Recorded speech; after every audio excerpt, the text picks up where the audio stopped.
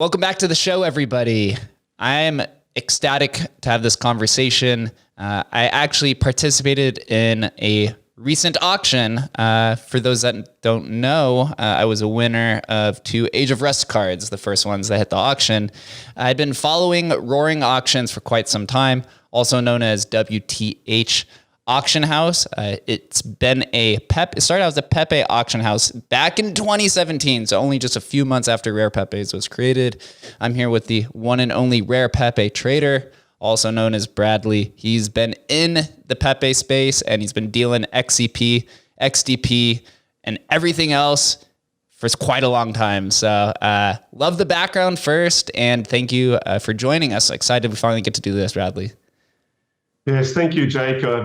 Very glad to be with you and looking forward to this a lot. Yeah, it's been an amazing journey over the 7 years that I've been in the counterparty community and the Rare Pepe community, and it's wonderful to be able to share some of the things that have happened, and the great people in the community and all the exciting crypto art that we all love so much. Yeah, it's quite a diverse group of individuals who find themselves in the Pepe community, Spells of Genesis, and just counterparty in general. Your platform's grown over the last 7 years, as you had mentioned. The counterparty has as well. First, we'll just start from the beginning. For those that don't know, tell us a little bit about who Bradley is and how did you find Pepe's before you decided to open up the auction house at the beginning of 2017? Sure. Okay. Well, just start briefly with a little about myself. I'm a career IT professional and been into computers since the age of 12. When I first used an acoustic coupled modem to connect to a Bloomberg terminal in 1982, and that just lit my mind up with the excitement of possibilities back then. And pretty soon after that, got my first Apple IIe, and I was into computers all through high school before we had any connectivity. And it wasn't until end of 1988 that I got my first 2400 board modem, got onto FidoNet boards, and then started an information technology degree course at the University of Technology, Sydney, that I got online, got into Usenet, got into all the different realms of computer science, learning all about operating systems, and pretty much had that early exposure to Linux back then as well, with Linus Torvalds visiting UTS in, I think, my second or third year of university, and being part of the UTS ProgSoc, Programming Society, founding member back then, and that club had its 25th anniversary recently. And so working my way into the early stages of the web, like I was the first webmaster at the University of Technology Library, which involved building the computer physically, installing the operating system and the software. So it wasn't just a case of making a website. I had to build the server. So, I've been around since the early days, done a lot of web development over the years and in B2B, digital marketing, that kind of thing. Had a stint in local government for 8.5 years as a councillor in my city and Randwick City Council in Sydney. I live in Indonesia these days, in Banyuwangi, East Java, with my wife and 3 children. So we made the big move last year to bring our children here to experience their mother's culture, to having spent their initial years in Australia, thought it would be fantastic for them to live for a number of years here as well. So we're setting things up here. It's taking some time, but settling in, and it's really great to be in a big extended family in a village now, which is quite different to the kind of the isolated nuclear family urban experience of Sydney, particularly under lockdowns. That wasn't a great experience, having kids home for 5.5 months, missing out on a lot of schooling. So that also contributed to our decision-making overall. But when it comes to counterparty, I got into counterparty in 2016. Prior to that, I first came across Bitcoin in 2012, and I was it's my final year on council at that stage. I was deputy mayor. I was working a full-time corporate IT digital marketing role. We just had our second child born, and I kind of didn't sleep for 3 months at that stage. I was that busy. So I do vaguely remember trying to set up Bitcoin mining on my laptop at 2 a.m. and falling asleep with my head on the desk. And I didn't come back to it for more than 2 years.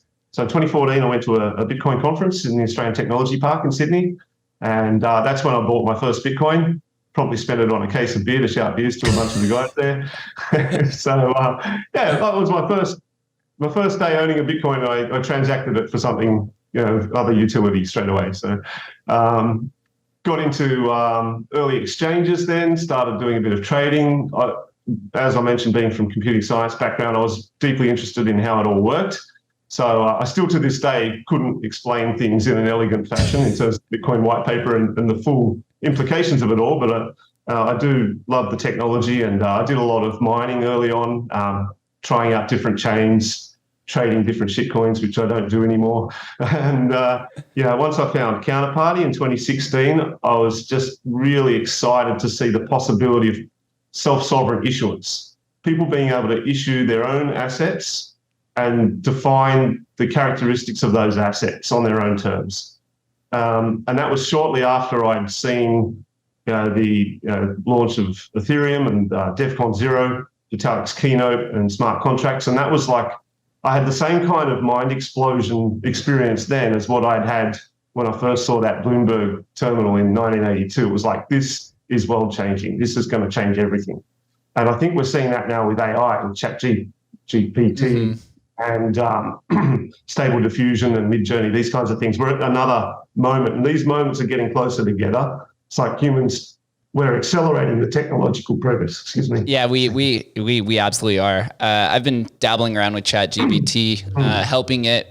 Having it help me with proofreading has been the biggest use case, which is probably the most simplistic thing that I could do with it. And with Midjourney, I just built a logo for a new show that I'll be starting with Adam McBride here pretty shortly. So the things that you could do with AI and crypto and just technology in general, you can really just put yourself into this entrepreneurial world at a faster rate. You can literally create everything you need for a content creator show from a summary to setting up the images or the logos to everything you need digitally. You could create through all of these different tools, and you could spin it up so fast. It's very similar to crypto. I got into crypto in 2016. I found Ethereum on Reddit and was just like absolutely astounded by smart contracts, but I never put together that you could actually buy the currency that was kind of a component of it. I just thought the technology was super cool. So I didn't end up buying anything until about 6 months later. But with crypto, you can literally go from nobody to becoming quite successful in a relatively fast amount of time, just by doing your due diligence and just going in and putting your time in and putting your effort in, right? Just showing that you could be a quote unquote nobody in the real world, and then you could be a somebody in this digital world. And unfortunately, sometimes that leads to people pretending to be successful when they've been just notorious scammers their entire life, right? So it goes kind of on both sides. Yes, it's the double-edged blade, isn't it? Very much so. Yeah, it's unfortunate, but you yourself, you found Rare Pepes. You're the infamous Rare Pepe trader. I know for those who are listening, and I work at Emblem Vault. When you see the activity on Emblem Vault, your name comes up all the freaking time, right? From the assets that you probably had collected in the beginning. What was it about Rare Pepes specifically that you decided to really go all in on this? You mentioned that with the Bloomberg terminal and AI and Bitcoin, you kind of have this like aha moment. Was there something interesting about Pepe's? What was that aha moment? Pepe in himself or herself, frog self, which pronouns you wish to ascribe to Pepe. But Pepe in itself as a meme is the universal meme. It's the universal canvas. And that was the aha moment for me, was realizing when I first saw the cards coming through, and I found the Rare Pepes in September 2016, about 13 days after it launched. So like the start of week 3. And because I was in the Counterparty Slack channel, so Slack groups, at that time, most of the Counterparty discussion was still on Slack. I hadn't moved to Telegram primarily. So I was already very interested in Counterparty from a commercial perspective, the possibilities for brands to have brand coins. So my business partner at the time, Grant Lennox, and I, Grant has a very strong vision around the use of corporate coins, corporate tokens, identity. We were working at that stage in a digital identity project startup. So we were looking at the different aspects of associating token issuance with branding and with personal brands as well as corporate brands. So pioneers like Tatiana, you've had Tatiana on your podcast, Tatiana Moros, with her coin and her music very early on, I think 2014. Yep, correct. Yeah, so these kinds of use cases were extremely interesting to us, and we wanted to make the case to corporates. And it felt like when I was first doing websites in 95, 96, and going to corporates and saying, you need a web presence, and they're like, what's a web presence? And so it was kind of like our first forays into talking to boards and directors of companies was like, well, what would we possibly do with this? So we were forced to do a lot of hard thinking and discussion. And when we saw the organic enthusiasm that assembled so spontaneously, yet in such a coherent fashion around Rare Pepes, the people that came together all brought something unique of themselves that contributed to this unique experience of we're here to share a shared love of Pepe as a universal canvas, as a meme of expression. There was a lot of controversy around Pepe in 2016. We had the election, and there was Hillary yelling Pepe, and there was different things going on, and all the basket of deplorable stuff, and Pepe being co-opted by trolls on 4chan and portrayed as a hate symbol, and you had the Anti-Defamation League declaring certain uses of Pepe as hate and particular imagery, which we won't discuss. But I saw that this was an opportunity for a community to claim Pepe as that universal expression and in a way transcend those kinds of unpleasant, hateful use cases, and everyone was just there to experiment with the art, experiment with tech, like a huge level of respect for John Villar, who's deceased last year, sadly, heart attack, and was it the year before now? My memories playing tricks with me sometimes, but rest in peace, John. I think it was March last year, if I'm remembering correctly.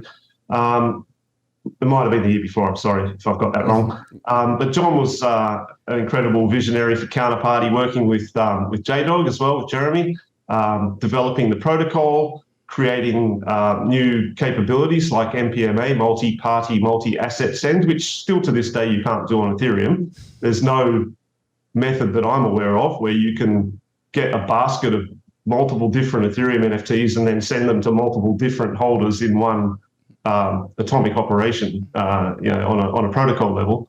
So Counterparty in many ways is dramatically underrated and underrepresented, I think, out there in the world. It's been out since 2014. The first DEX for assets in wide use. There were a couple of others as well that were being developed at that time, but Counterparty is the one that took off and has persisted and has maintained enough of a basis of support and use cases that it will continue to thrive and grow, with the support of the community. Yeah, there is a little bit of a learning hurdle when it comes to Counterparty. When you go from Ethereum and you see these like very vibrant and sleek UI and UX from OpenSea to looks rare to super rare, right? Everything's very vibrant. And then you go down to Counterparty and it feels like you're in like AOL, like you're in a chat room again, right? It's very simple, but that's kind of the basis of it. It's the foundation of Bitcoin is decentralization and its simplicity, right? One block every 10 minutes, the amount of the halvenings every 4 years. There's no direct governing body. You have multiple groups who control different aspects, from the miners to the influencers, to the podcasters, to the media people, to the devs, and so on and so forth. So you have these different groups. And then when you get Rare Pepes on there, it's the first real decentralized community art project. You had Spells of Genesis, but Shaban is the one who created it, so he had control over it. It was an organic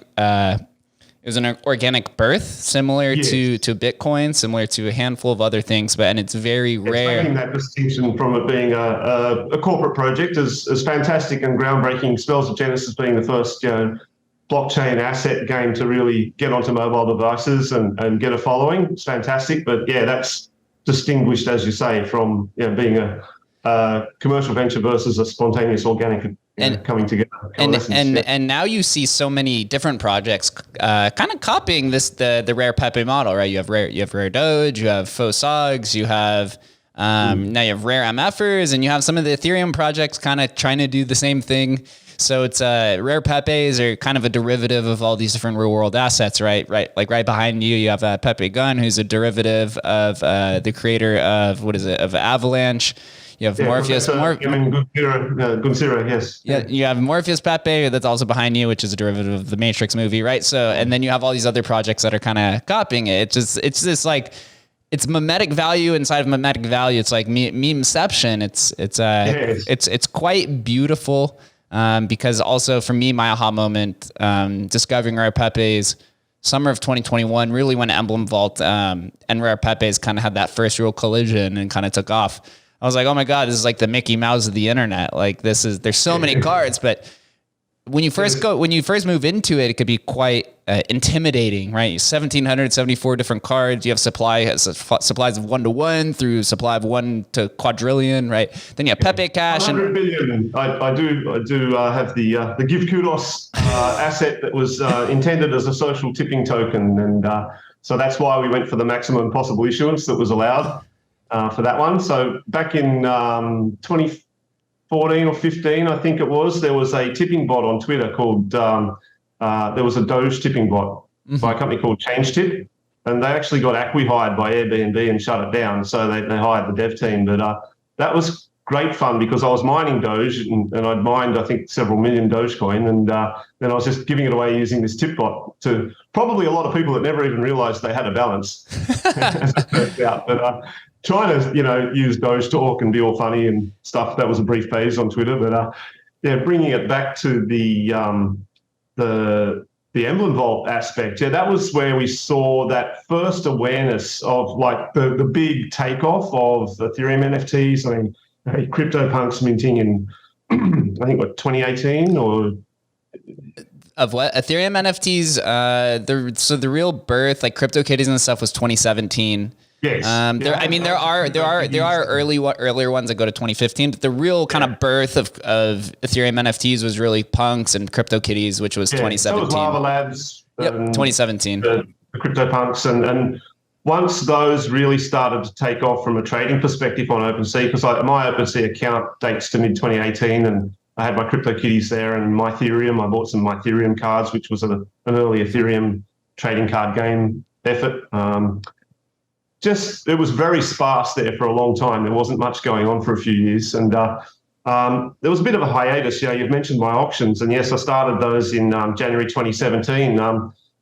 Initially, funny story that Glenn Lopez is one of our famous or even infamous, I dare say, community members, Glenn from India. And Glenn at that time had the misfortune of being scammed out of his entire Bitcoin stash by some scammers in India. And he had a few Pepe cards. He was pretty desperate to get back in the game so he could, buy more rare Pepes. And he was at that time Takara, the first version of Takara by Christian Moss, Mandel Duck, was live. Mm-hmm. So a bunch of us were dropping rare Pepes around his hometown in India, and he was riding around on his motorbike picking up rare Pepes using the Takara GPS app. So that was a lot of fun. There's still some rare Pepes dropped at the Sydney Opera House to this day that I asked Christian about it to Historical NFT Fest actually in October in Barcelona. I had the opportunity to get over there and finally meet people in person. So it was pretty weird and exciting and fantastic to meet people in real life after, more than 6 years of knowing people only through screen handles and chat, to get to HNFT and meet all the wonderful people in the community. And shout out to the Data Collective for putting that on and their deep research and their deep love of tokenized art and in all its forms. Hold on, Bradley. Let me ask you this then. I'll just tie up the point with Glenn, and then we'll hand back to you for the question. So with Takara, I said to Christian, like that original data set, he said, I could be able to look at putting that version 1 data set live again at some point as well. So if there are anyone out there that had assets dropped and not claimed yet in the original set, they might still be retrievable in future. Yeah, Takara, I heard a story that somebody had put like a Satoshi card like out somewhere in like an ocean or something, and somebody got on a plane and then rented a boat to go claim it or something like that. It's quite beautiful, but I'm curious about like your business mind and maybe another aha moment. You started the auction house or the first auction in January 2017.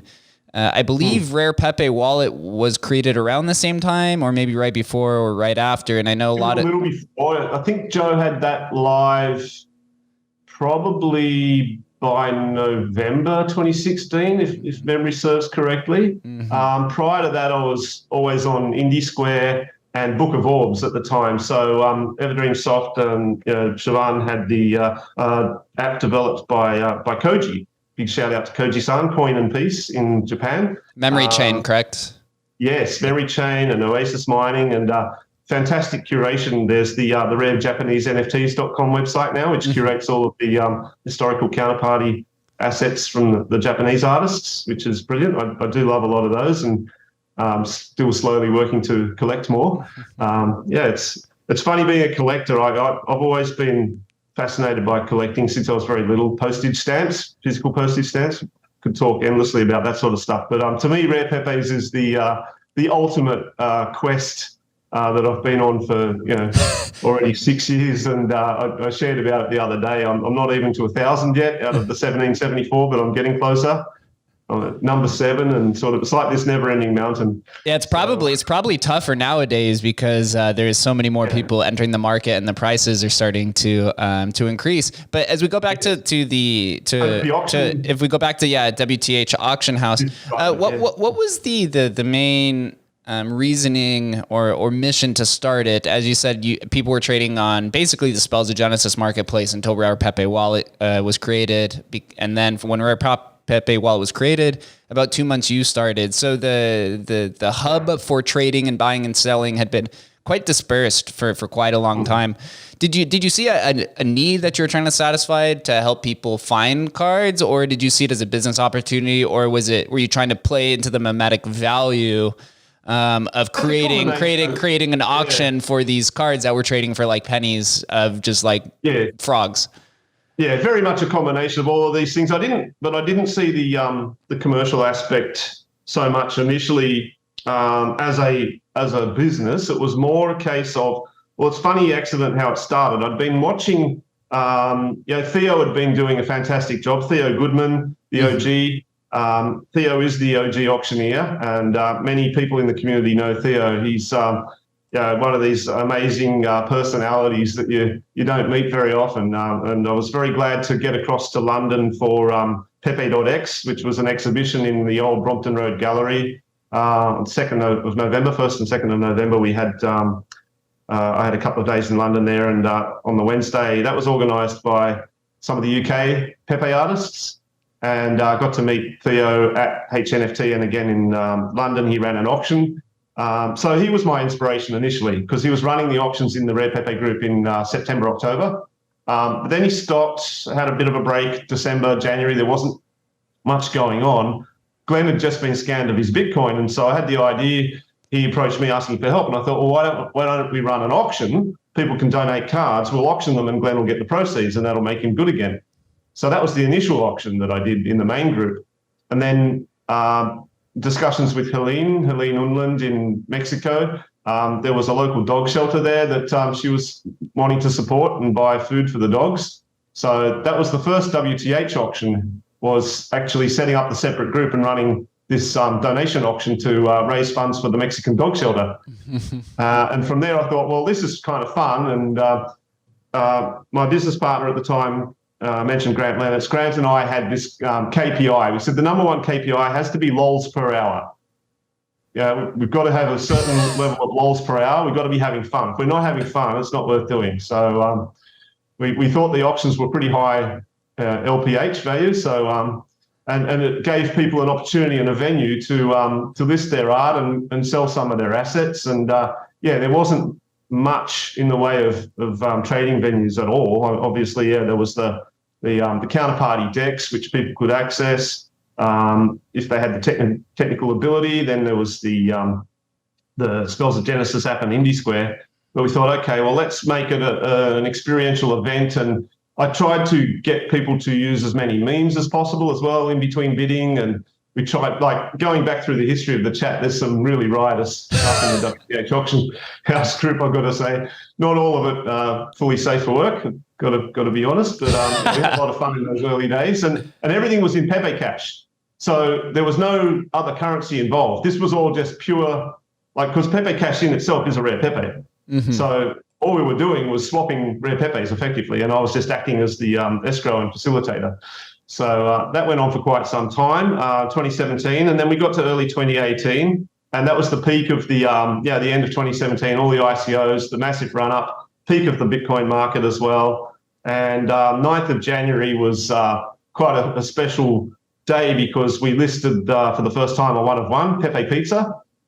And we auctioned Pepe Pizza for 320,000 Pepe Cash on the 9th of January. And a lot of people talk about, oh, yeah, you found the tweet. Excellent. A lot of people know about what happened at Rare AF, the first big conference in New York, where the Homer Pepe went for 350,000 Pepe Cash. And at that time, that was $39,500 US. And it was, I think, probably the biggest sale of crypto art at that point on the 13th of January, 2018. But what a lot of people aren't aware of, and thank you for putting it up, was, several days before that, we had the first one-of-one auction online in WTH for a similar sum, 35,500. So I can't help but wonder if that set a floor that enabled the Homer Pepe to get where it got, and the rest is history, as they say. Is this one? This one's the Pepe Pizza that I'm showing on the screen. That's right. Yeah.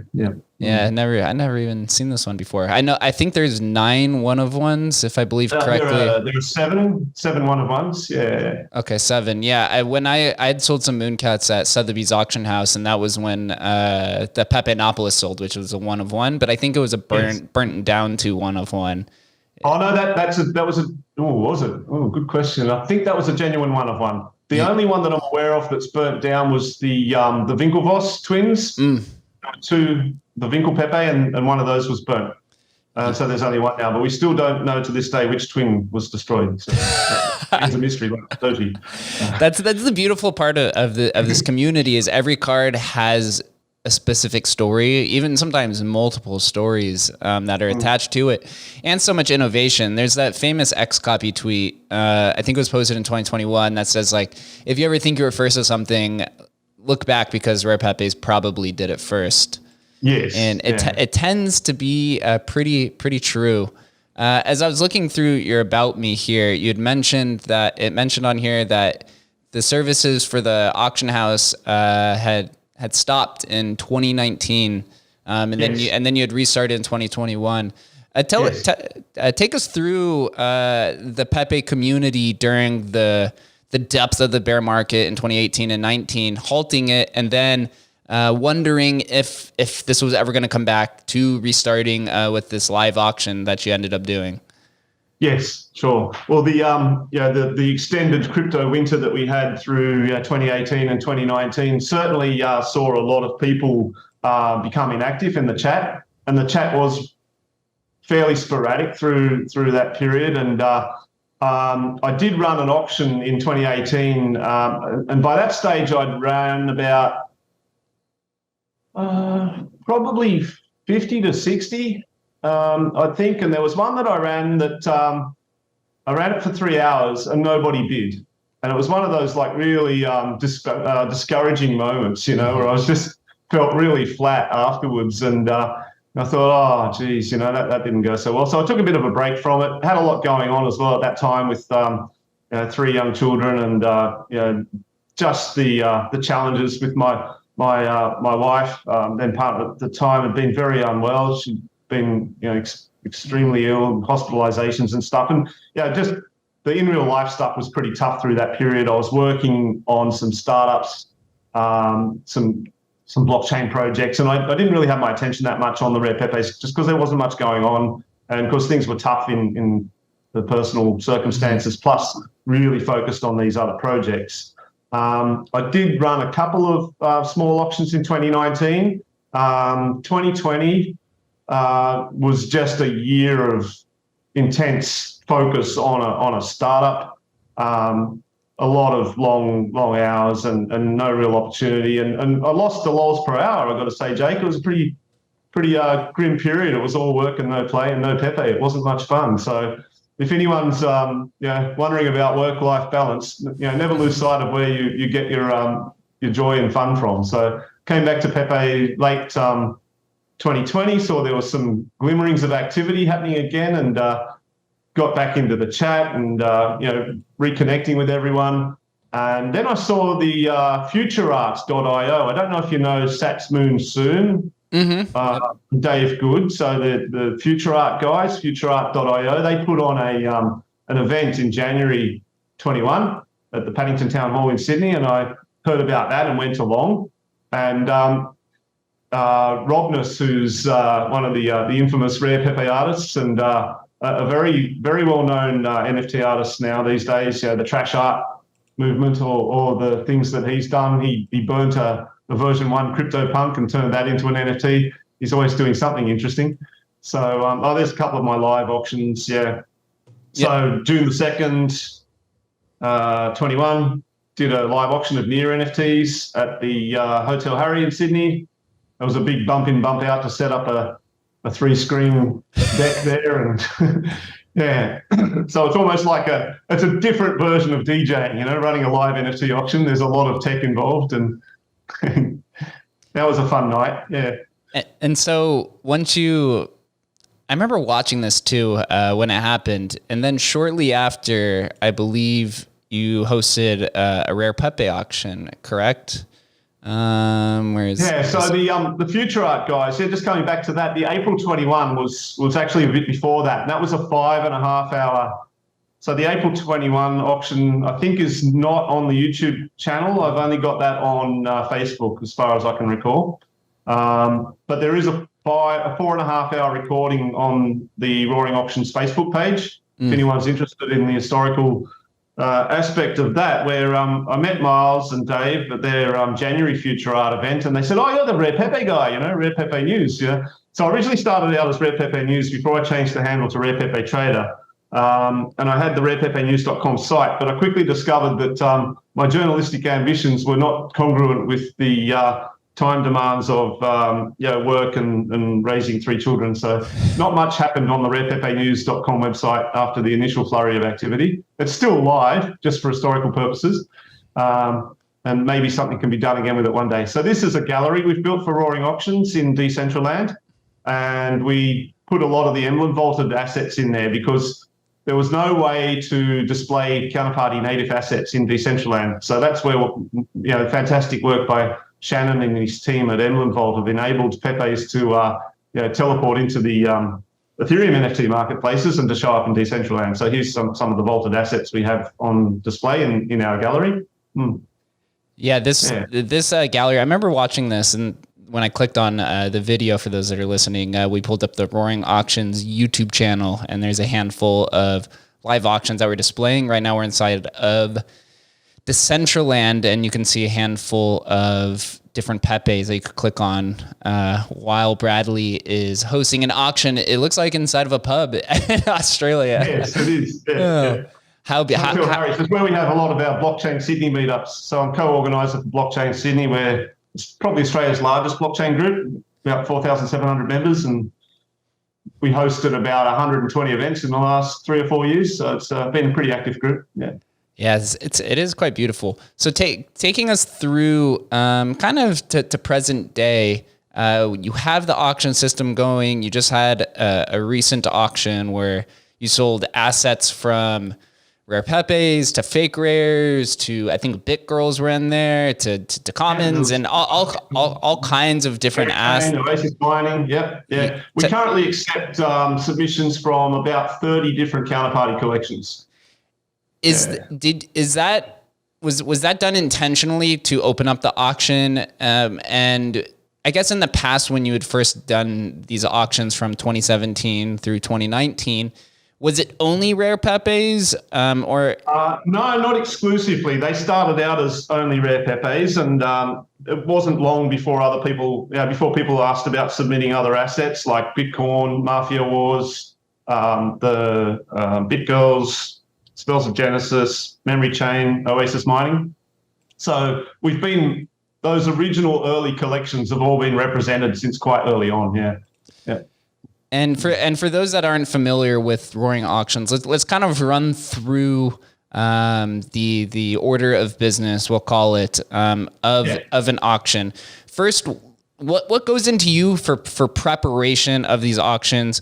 How does an individual submit something to you, and what is the review process like? Sure. So we run our auctions every 2 weeks generally. We want to stick to the consistent schedule as much as possible. They happen at 2200 UTC on Saturday nights, every second Saturday. So the next one's on the 21st of January. The process, we've refined over the period, obviously since I've been doing these for a long time, I've learned a lot about what works and what doesn't work in terms of preparing an auction and curating what goes into it. So we've developed a pretty extensive checklist that we operate, and we make sure that we stick to the checklist as much as possible every cycle to keep things consistent. I built an information management system in Airtable, no-code platform, very useful. We have some software under development, which is on pause at the moment, but ultimately there will be a web-based system with a database backend and some auction bots for controlling the live action. I'll be getting back to that probably in February, March to see if I can get that completed this year. A lot of things are dependent upon funding and people's availability, etc. But in terms of this auction cycle, the start of every auction, first of all, we announce the date. We put up a post that says this is when the next auction is on. We update the seller lot submission form to the current auction cycle. The sellers go to that form that you were showing, the WTH auction submission form. They fill out their lots, and the standard form that we have allows for up to 8 assets, but we accept lots with more assets. That we just need the sellers to write things up manually if that's the case. If you click probably on, are you seeing the pinned messages? Or yeah, that's what I was looking. Looking for. They seem to be hidden. I'll find it here in a second. Yeah. So we announce the auction. Sellers submit their lots. We ask them to get them all submitted by the Thursday before the auction starts. We go through, fix any data that needs fixing, contact the sellers. We've got standard text snippets now that we've put formulas together for, so that makes things more efficient for us. Everything gets formulaically generated. We can send that back to the sellers, confirm their lots. They send them to our escrow for the most part. We have a few trusted sellers, and this is one of the interesting things. I will make this observation. Blockchains are trustless, decentralized exchanges are trustless, but when you work inside a community, trust is a very big factor, and it really does come into play in communities being able to identify who the good actors and the bad actors are, and any bad actors that come into Rare Pepe very quickly get called out and isolated or expelled by the immune system of the community. That's something I think is very important to note. So there are some sellers where occasionally I'll just say, okay, well, we'll just do triangular settlements. What I mean by that is if their items sell, the buyers pay us, they send the items, and then once the items are confirmed received by the buyer, then we send their settlement payment later. So that's a triangular escrow rather than all the assets going to escrow. And so we use both approaches, but typically just for ease of settlement and making sure people get their assets in a timely fashion after the auction happens, it's best if everything's been sent to our escrow address, certainly for all the high quantity, lower value lots, where there's a mega lot of 20 cards and there's different quantities. We want to do MPMA sends that I mentioned earlier, the multi-party, multi-asset sends. So to get everything out, once all the buyers have paid, that's where we would want to have the assets in escrow just to make that process more efficient. Originally, we specified a 72-hour settlement cycle, and we've generally been successful in keeping to that. And we've got a bit more efficient lately, getting it down to about 48 hours to get everyone to pay. We ideally want everyone to pay within 24 hours. Then we go through and send out all the assets, and then we can do the third part of the cycle, which is sending out all the seller remittances. So we do take the commission 6.6% on either side, which is very low when you compare it to any traditional auction houses. It's more than you pay on a marketplace like OpenSea, but this is a curated experience, and we do our best to get the best results possible for our sellers. Yep. Yeah, so I pulled up here. I'm in the Telegram. I finally scrolled up and found the start of the last auction, and I'm just going to read it off right here. So for those that are listening, the house finally has a new speaker. We're finally having our first WTH auction for 2023. Our next counterparty crypto NFT collectibles auction is in 7.5 hours from now.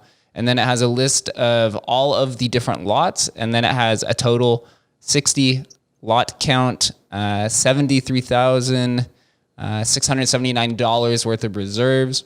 The last sale value is over $100,000, and the estimated floor value of all of the lots is $250,000. And I have to say, I have tuned into a handful of these, and the way that you animate these with the memes and the digital gavel with the hammer, it is quite entertaining, and also the community aspect, because it is just a lot of counterparty people. And you'd mentioned that trust is a high priority in the community. Yes. And I've heard this through countless interviews that Skrilla's gone on, and a handful of people, that there isn't much scamming that happens because of the respect that everybody shows each other. And so that those that enter that kind of give off scammy vibes are easily identifiable because they just happen to stand out from the rest of the crowd. As you, as an auctioneer, what is your process of doing due diligence to prevent roaring auctions from being scammed, and also those who are participating? Yes, so sticking to the checklist is very important. All the little glitches and problems that I've had in the past, I think, can be ascribed to a lack of process or a lack of checks and verifications. So as you say, when new sellers come in, we do like to have a chat with them, find out how they found the collections that they're in, see who else knows them. We make sure that our buyers register as well, and at least give us the addresses that they're going to use. Now, that's not foolproof. Like, we're not KYCing anyone. Mm-hmm. I had a discussion with my Australian advisors around the current requirements under Australian taxation law with collectibles and running this kind of auction. I run it through my Australian proprietary limited company. I am required to remit the GST on the fees collected. That's why there's a decimal point on the fees, 6.6% and 5.5% for members.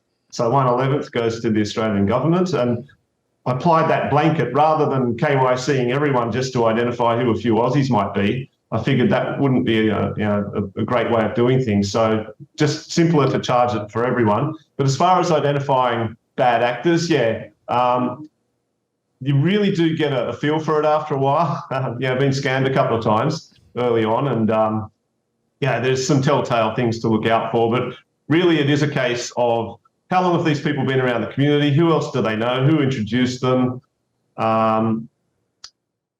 Making sure things get sent to escrow, definitely. The one time where I had a few gaps early on was being a bit lazy about that and saying, I'll get you to send the art later, and then someone will buy something. And the worst that happens is then I have to do a refund, and the buyer doesn't get what they bought. But that's not a good experience for anybody. So, hence the need. All new sellers must send the assets to escrow. There's only a few trusted old hands that don't have to. Yeah.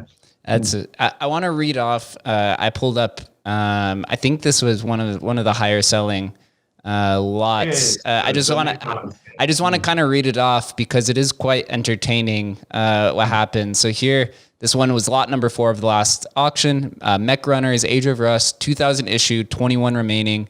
Gives off the details. Mech Runners, a 2000 issued, 1979 burn, 21 supply. Then it's a little detail. Lost in the mists of the time since 2017, a legendary Age of Rust mech runners comes to a secondary market for the first time ever, with none being put up for sale in over 5 years. And then it mentions a hidden reserve, bids in USD, settlement in BTC, USD, and ETH. And then it shows the picture. And then Bradley goes on to mention the starting bid. Somebody throws out 111 and then notes 111. He says, can we get 888 to start on this one as well? Scarcer than the previous one that just sold. Somebody tried to throw in 300. He said, thanks, but I'll pass. We're starting at 888. Someone throws to 888. And it's really just like a typical auction that you see like at Sotheby's or Christie's. There's some memes thrown around of a mech runner. It says, can I get a 911 bid? Who will bid 911 to drive a one of 21 mech runners? Going once, going twice. Somebody then throws in 1666 and it says, I got a bid for $1,666. Do I have 1,777? Do I hear 1,777? 1,777, somebody bids, and it goes on. Then they start throwing out meme numbers. And I think that's like the true nature of this, is that you're not going the flat numbers. You're staying with the mimetic value of the community. It says, yes. Will we see 1,888 for the next bid or 1,818 perhaps? Somebody throws out 1,818. Got a bid for 1,818. Somebody immediately throws out 2,100. And he says, well, alpha move up there from Goose, yeah. Alpha from Goose. And then Bradley says, we'll take 2,222 for the next bid. Seb is out. And then Bradley mentions any new players entering. Get yourself the first mech runners ever auction. Vintage 2017 gaming asset, only 21 supply. Any more bids? Going once, going twice, 3 times, sold. And all of those have memes and that are gifts with Pepe with the hammer, Doge with the hammer, Pepe, and then both. And this just goes on and on for hours and hours and hours. And it's quite entertaining, and you get a lot of value out of it. And then we'll pivot this a little bit to the value perspective, because a lot of people who enter, you could tend to get a bunch of assets, multiple percentages, or I say double-digit percentages under the floor of what you find on either Counterparty or Emblem Vault. Yes, sometimes some incredible things go begging. Like people pick up things for such crazy low prices occasionally. It just depends on who turns up. Yeah, each auction. That's part of the excitement of an auction, right? You just never know. Give us a little bit, or the listeners, some alpha. As somebody who's trying to find some value, especially here in the middle of the bear market.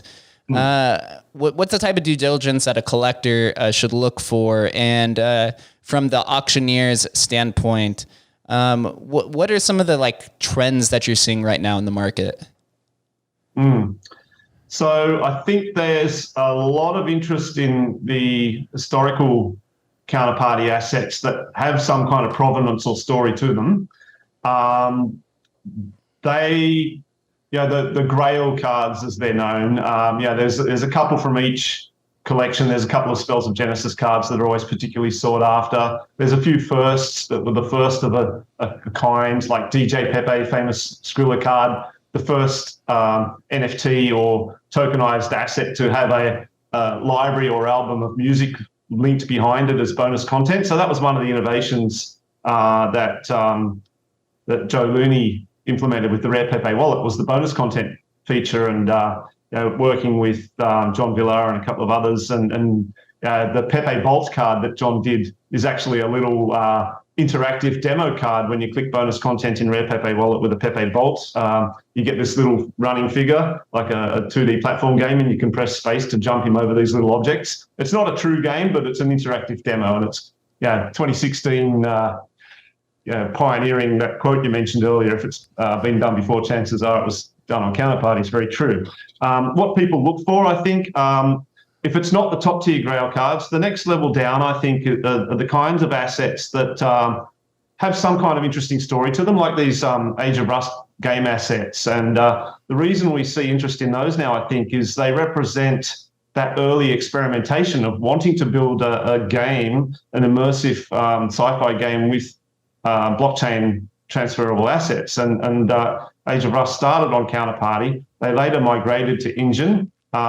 we had another big thing that killed the auctions for a year and a half were the fees, the Bitcoin fees. I mean, we were spending $5 in fees to send out assets on a lot that we might only have made 50 cents on. So that was part of it too. Harking back to your earlier question, the auctions simply became uneconomical. I did continue to run several where I was losing money just because I wanted to support the turnover in the community. But, I wasn't flush with cash at the time myself, so I couldn't keep doing that.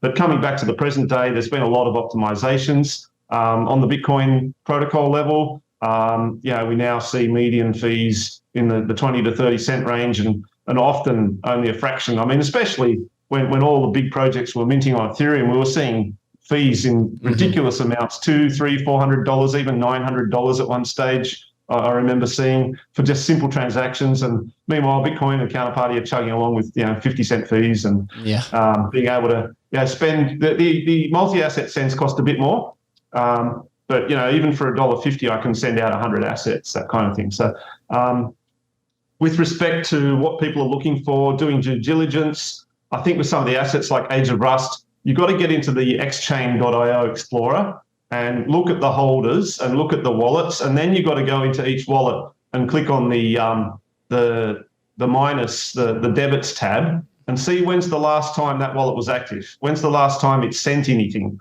And there's a lot of wallets holding Rare Pepes in particular, but also other counterparty assets that haven't moved anything in 5+ years. So we can be pretty confident those wallets are dead at this stage, because there's been a big bull cycle where if those people were around, they could have made a lot of cash. Why wouldn't they have taken some money off the table? So it tends to suggest those wallets are gone. So with the Age of Rust cards, for example, those I must have been one of the only people who elected to hold their counterparty assets rather than transfer them across to Engine and then go with the game, because was that much interested in counterparty and the fact that I had these things, and I thought, okay, I'll just keep those, and didn't give it that much more thought until recently. And in fact, seeing your tweet, and I was like, okay, well, and a couple of other people, and I thought, yeah, I've got some of those. Could be interesting. People are interested in them, and it's because they do represent, as I said, something of an epoch of like early attempts at developing. Yeah, it's the historical value. Now that the HNFT community has been around for about 2 years, March will be kind of 2 years since kind of the birth of that. Most collections have been identified. Most projects have been dug up. So now people are trying to look for those very elusive projects that there's, a scarce supply, because you get to kind of have the edge, or you get to have the flex, or you think when better utility comes out, or when we release, curated collections with Emerald Vault, there'll be more attention on it, more liquidity, and so on and so forth. So that's kind of what a lot of people are looking for. In terms of the newer collections, we have the historical value with a handful of the XEP. We're starting to see a lot of newer collections, and even just Bitcoin-focused artists or counterparty-focused artists that we're seeing, which are all still like kind of mimetic artists. You see people. I just started looking into somebody called Dark Farms, or who is just like a small, which is just like a little Pepe kind of thing. And I'm starting to see these happen time and time again. Are you seeing any traction there from the auction side? Are any of the collectors looking for these Bitcoin-focused artists and trying to buy their cards? Yeah. So I ran a poll last year because I felt that I wanted to get a sense of what people wanted to be brought to auction. So I listed all the collections in 3 different polls. Couldn't fit them into one, but we polled the WTH community, and there was some strong support for dank rares, and that's interesting because there are fake rares which are higher value perceived, and they do trade at higher values. But there's also a barrier to entry to mint fake rares. You've got to use the fake ASF, fake ASF token. You've got to buy one to mint, and I think they're running at about $1,200. These days. Yep, that's correct. A lot of artists, particularly, and there are some Indonesian artists in Counterparty. There's some African artists. That's like a year's salary for some people. They can't mint. So that's where I think collections like the Dank directory come into play, because it's still accessible. It's very affordable to mint. So we have a lot of new artists coming in from these different countries and communities. And yeah, I'm pleased to see now that I live in Indonesia, I'm meeting more Javanese artists, which they're sort of amazed that there are quite a few around, and there's some African artists as well. And there are also those very niche ones, with people that are focused on Bitcoin, and the Scarce City guys do a fantastic job of curating all the Bitcoin only related collectibles, including physicals. The projects that I see getting some mimetic traction, I think probably the Wojak way. I'm very bullish on the Wojak way. I think Wojak is another one of those universal memes. It's obviously a lot less well known than Pepe, but the feels guy, Wojak, in all his manifestations, and the kind of little cluster of characters that have evolved around Wojak as well. And there's some brilliant art in that project. And Abstract Mirror in the UK, he's doing a brilliant job curating that project. So we're seeing good buying demand for the Wojaks. I think that'll probably be one of the next breakout projects on Counterparty. The date rares, because they're accessible. Fosogs is interesting. I haven't got into those too much yet to see, what the lowdown is there. The classics, of course, the Japanese projects, Memory Chain, Oasis Mining, people are still looking for those. There's only 5 people, I think, that have assembled a full set of Memory Chain cards. So that's quite a quest in itself. Yeah, there's a lot of them. I know Obi is the only one that I'm aware of that has a full Memory Chain one. Yeah, I'm pretty sure there's 5 people now. Yeah, but that's as far as newer ones. We've got 30 different collections listed in our database now that we recognise as collections. There's a couple of others out there that I think probably will make the cut soon. Yeah. And then I'm curious about bidding or settlement from your end. Of course, when you first started, settlement was only Bitcoin. I mentioned when I was reading one of them, just Pepe Cash, or Pepe Cash, right? And now, no one really uses Pepe Cash. Now it's mostly Bitcoin, USD, and ETH. What was the thought process of making that transition? And was there any sort of cultural conversation or debate on accepting payment in a non-native asset for these counterparty collections? Counterparty being on Bitcoin, we're all using Bitcoin. So that is our layer one. That's our source of truth. It is the one true proof of work blockchain that will stand the test of time. So we're all committed Bitcoiners, I think, at the heart of things. People that come into Counterparty looking for some alpha, if they don't get the Bitcoin ethos and they can't figure out how to navigate the tools, like you mentioned, I liken it to using command line versus a GUI. OpenSea and Ethereum, it's kind of like your GUI, your windows of NFTs. But when you come into Counterparty, you're getting down to the kind of the utility level of how to use things like the free wallet, freewallet.io, the wallet by JDog, which is what we all use mostly for day-to-day operations on Counterparty. It is a GUI wallet, but it's very much you need to learn it. It's not simple and easy to figure out. So you've got to come in and ask questions. There's a bit of a joke, like people say, "Why rare Pepe is so hard?" And I'm like, "Well, if it was easy, they wouldn't be rare."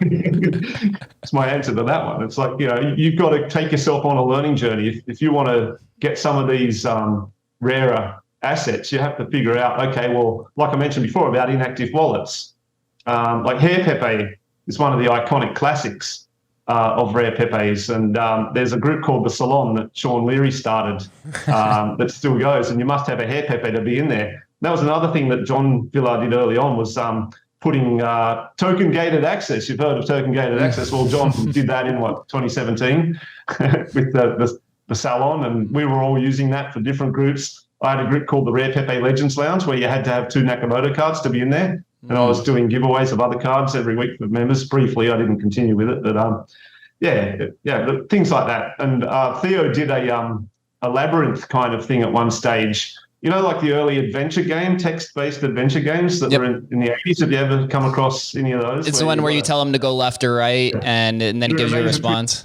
Yeah, you've just been eaten by a gru or whatever. So Theo actually linked a series of Telegram rooms together and made these kinds of clues and put different token gates on it. Wow, that's awesome. 2017, yeah.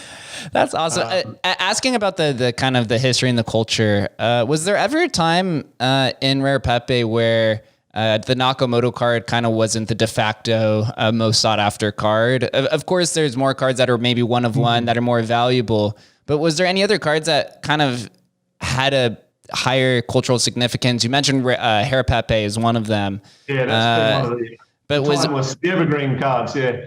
I think Rare Pepe's always been recognised as it's the number one card. It's Series 1 card one. It's the Genesis card of Rare Pepe's.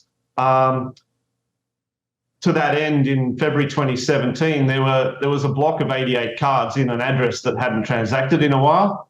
And after extensive detective work and raising some Bitcoin, I located the holder, and I got 2 other community members to come in on the buy as well. So I bought the 88 out of 300 in February 2017, and there were 2 other people in the deal, a quarter each, so they got 22 each, and my partner Grant and I held 44 of the cards. Wow. So, they were a staple of the auctions early on. I would generally list one every auction, and I would also support the market. Anytime someone listed one ridiculously cheaply for XCP or Pepe Cash, I would buy it back. So I was basically making the market on Rare Pepe for about 18 months. Wow. And it wasn't until the resurgence of interest early 2021 that Grant and I made the decision that we would sell those Rare Pepes down. We still had about 22 left at that stage. So we started selling them in dispensers, and we started at 0.15 BTC. So we sold, I think, 3 or 4 at 0.15, another 4 at 0.165, and we just laddered it up to, I think, 0.777. Then we sold a couple on OpenSea.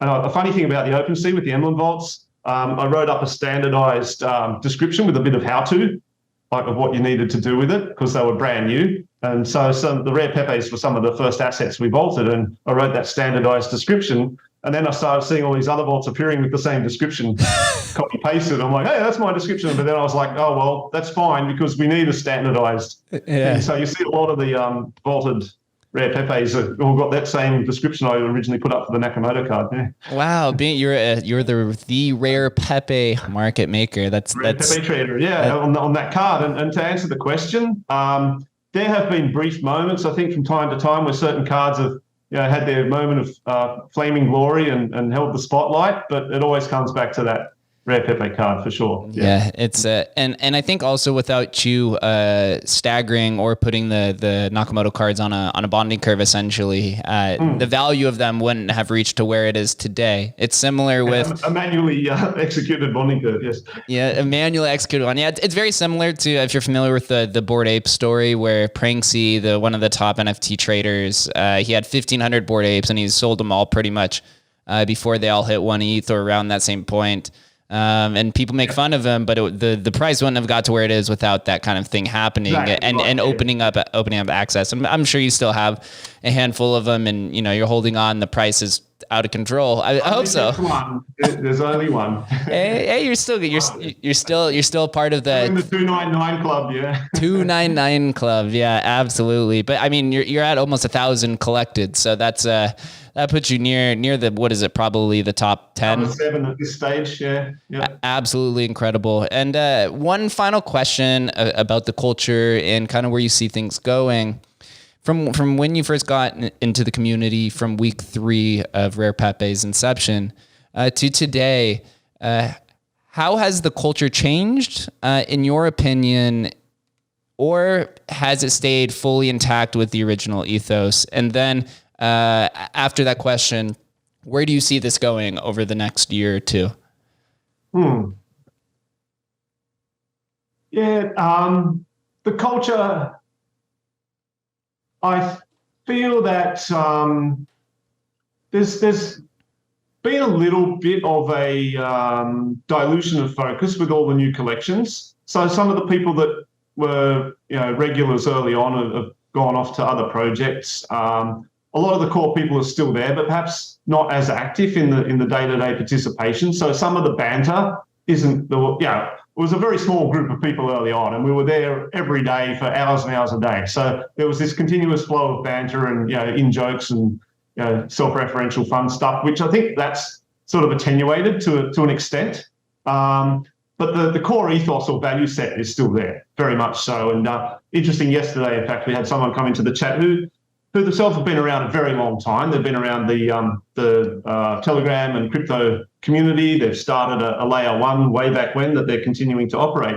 But they came in and posted about another Pepe themed coin on Ethereum, and very quickly myself and a couple of others, like the immune system kicked into gear, and we're like, no shit coining here, kind of keep that stuff out. This is Rare Pepe, you know. So yeah, we're still very much, I think, in terms of the Rare Pepe community, focused on keeping it rare, keeping it dank, keeping it real. Yeah, absolutely. Where do you think Rare Pepes are in the next year or two? Do you think the final outcome is Rare Pepes being sold on multiple chains? Do you think it just stays on Bitcoin? Is there ever going to be utility? Where do you see the future of this going?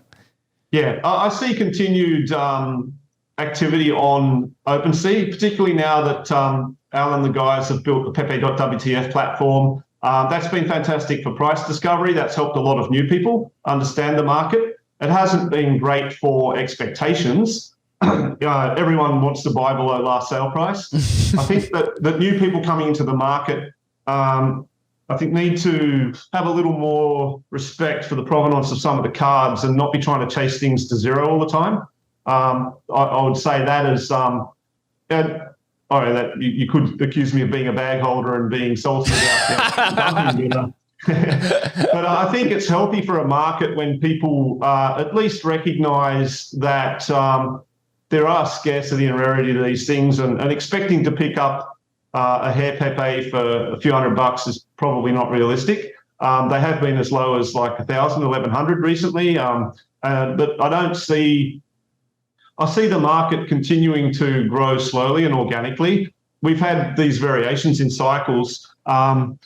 The fact that emblem vaults heading toward curated, which I understand, have some role in as well. I'm very excited about that, because that will give new buyers some confidence or some certainty that this is an approved collection. That has been part of the problem. There's been some scammers with vaults, and we've been powerless to turn that off, unfortunately. When people are making fake emblem vault, that's outside the control of emblem vault. No reflection on them, no fault of theirs. But there are clever scammers that make things look as though they are something they are not, and they're taking the coin off ignorant people. So like everything with blockchain, it's always do your due diligence, check and then double check. If you're not sure, check again. Ask somebody else experienced to check for you. That would be my advice. But I see the Pepes are timeless classics. It's like a Rolex Submariner 63. You know, you'll come back in years to come. Have you got a Rare Pepe? You know, it's like Submariner 63. Yeah, so. Yeah, we at Emblem Vault, we're actually the curated collections. You won't be able to scam anything because you can't mint the vault unless the real assets inside of it. So we've taken due diligence to prevent that. One final question you did bring up: the resurgence of Peperium or Pepeirium just surfaced on Emblem Vault. Skrilla told us a little bit about the Pepe's community's thought of it. That was the 2017 Pepe collection on Ethereum. Tell us a little bit about how you felt about it and how the community did about Peperium at the time. Okay, Peperium, yes. So there were a small group of people that saw the activity in Rare Pepe and thought, okay, well, we can make Pepes on Ethereum. The problem was they did some copy pasting. There was some art that was, I think, either highly derivative or almost exact copies, and some, they were minting some of the Pepes, and that was like, no bueno, no, not good at all, not cool. So we all at the time referred to it as Pupirium. So that name stuck. So Pupirium.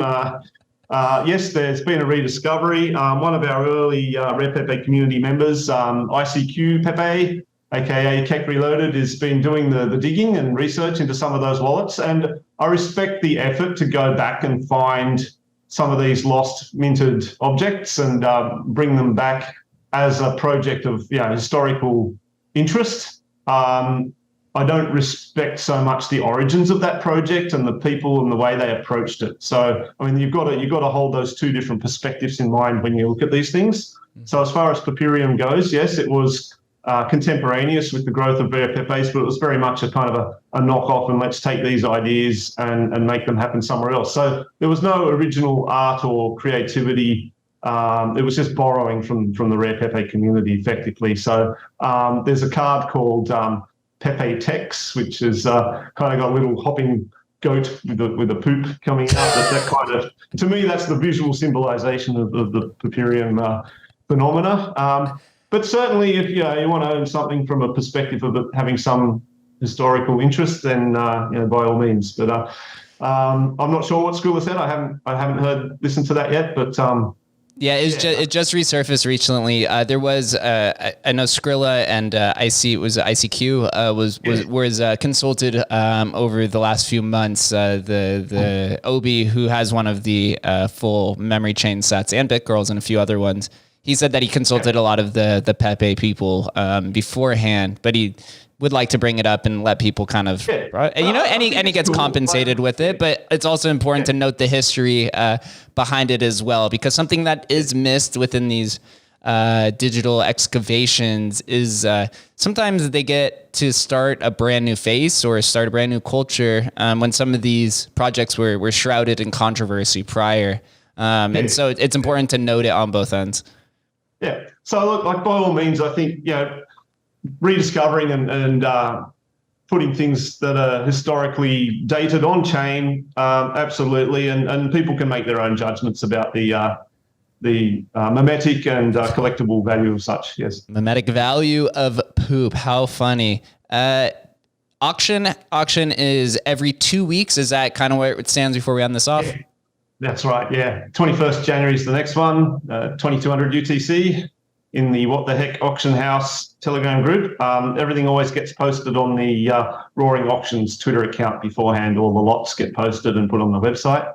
And we'll probably have a few more Age of Rust artifacts. Hop them in. I'm gonna try to get that full set. It's gonna be a little bit tough, but I got 2 of, I think, 10 or 11 of however many that there is. I know there's one card that's like 3 supplies, so it'll probably never happen. But I did go digging and try to see if there was any activity around those wallets, and no joy yet. So no cigar. Well, Bradley, thank you for coming on. I know you just went through a move across the world, so I'm sure you're tired, didn't have everything set up, but I appreciate you and your efforts for being early to the Pepe community, keeping the culture intact, and offering an awesome system so that some of us can find some of these relics before everybody else. So appreciate you and your efforts and everything else. Yeah, thanks, Jake. Do it for the lols per hour, man. That's it. Lols per hour. You heard it here first. Thank you guys for listening and watching. We'll catch you next time.